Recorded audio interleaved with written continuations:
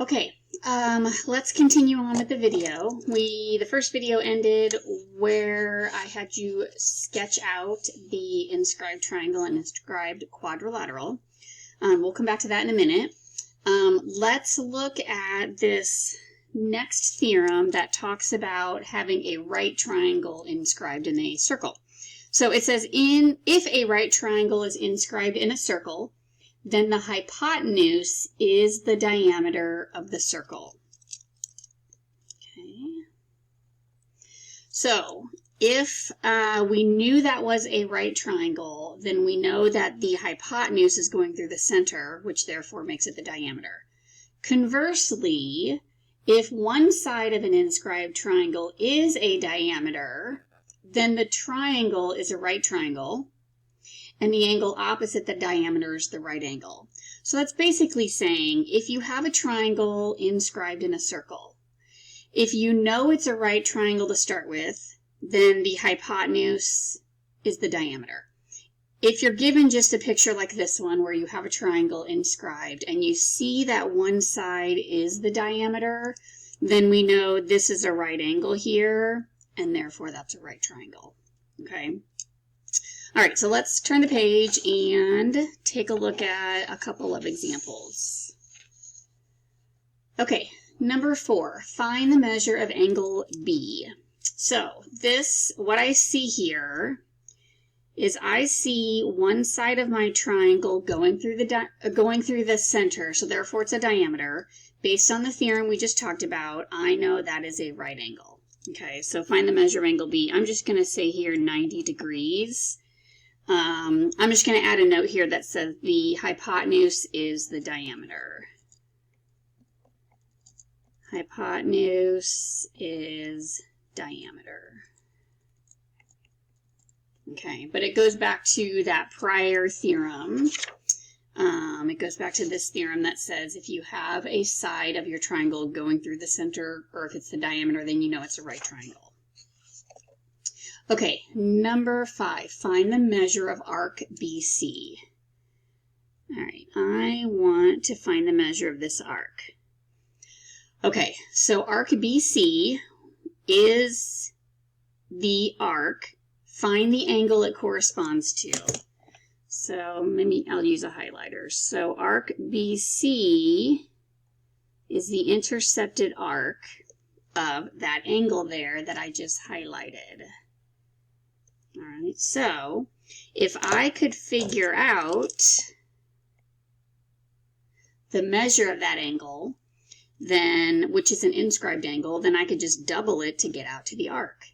Okay, so now let's bring into account the fact that this segment is the diameter because it's going through the center. So therefore I know this is the 90-degree angle. Okay, so let's calculate. I have a 90-degree angle, I have a 64-degree angle. Let's calculate how many degrees this angle is. What would that be? 64, 26 degrees, I believe.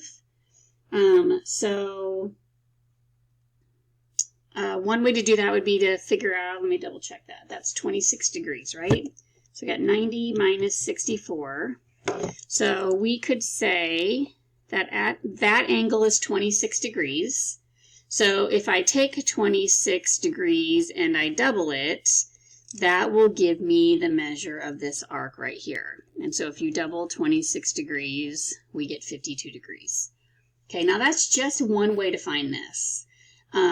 Another way to look at this is to say, the other way to look at this is say, well, I know that from A all the way around to B, so arc ACB is 180 degrees.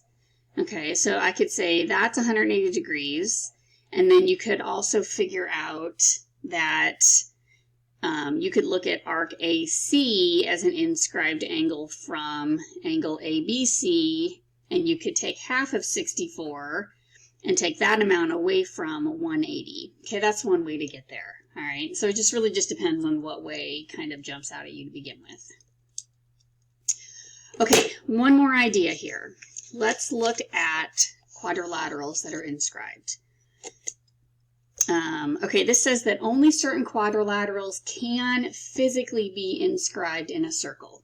So this theorem describes which ones. A quadrilateral can be inscribed in a circle if and only if its opposite angles are supplementary.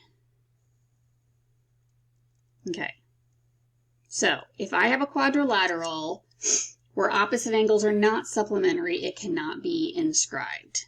Okay, so consider a parallelogram. So if you think about having a parallelogram where by definition, these opposite angles are congruent, not supplementary.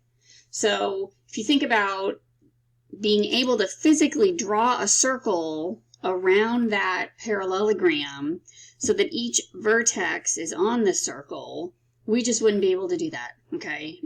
Because of the size of these angles, it's just not going to work, okay? And you could even try to play around with that and draw that if you would like. But that's the big thing. So this is going to be hard to switch over to because we naturally, after quadrilaterals, want to say, well, opposite angles are equal. But if opposite angles add up to 180, then it can be inscribed. So a couple examples here. Number 6, find the value of each variable. So what I need to think about, I see this is inscribed in a circle. So that means that your opposite angles are supplementary. Okay, so angle D, or P degrees here, is whatever 180 minus 110 is. So I'm going to say here that P is equal to 180 minus 110. Okay, so then therefore P is going to be, 70 degrees. Okay, and then Q. So Q is going to be 180 minus 95 degrees. So that makes Q 85 degrees. Okay. All right, I'd like you to pause and try number 7 on your own. Okay, so go ahead and stop the video and come back when you have had a chance to work that one out.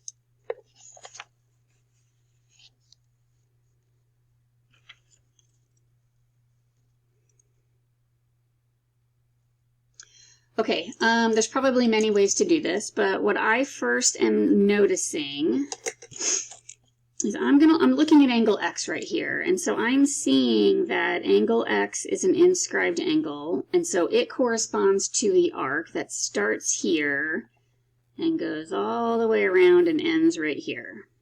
Okay, so based on inscribed angles, whatever the amount of this arc is, if I divide it by 2, I will have X. Okay, so if I take 108 plus 75, okay, I get 183 degrees. And so if I take that number and divide by 2, that should give me X. So if I take 183 divided by 2, oops, I get 91.5. Okay, so I'm going to say here X is equal to 91.5. All right. From there, Z. So since this is an inscribed quadrilateral, I know those two angles add up to 180. Okay, so if I take that 91.5, take 180 away from that, I will get Z is 88.5. Okay, so that takes care of X and Z. All right, to get the Y's, so both of these angles contain the expression or the variable Y. So I can just, if I know that these have to be supplementary, then they have to add up to 180. So I can take, let's write that equation out. So I can take 2y and add to that 3y plus 5 and equals 180. And from here I could just solve it out.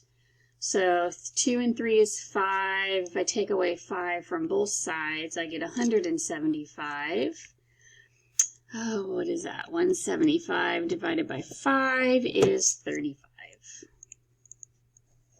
So the value of y is 35. Okay. If you need to come back to this video, feel free to refresh or go through any of these examples again on your own.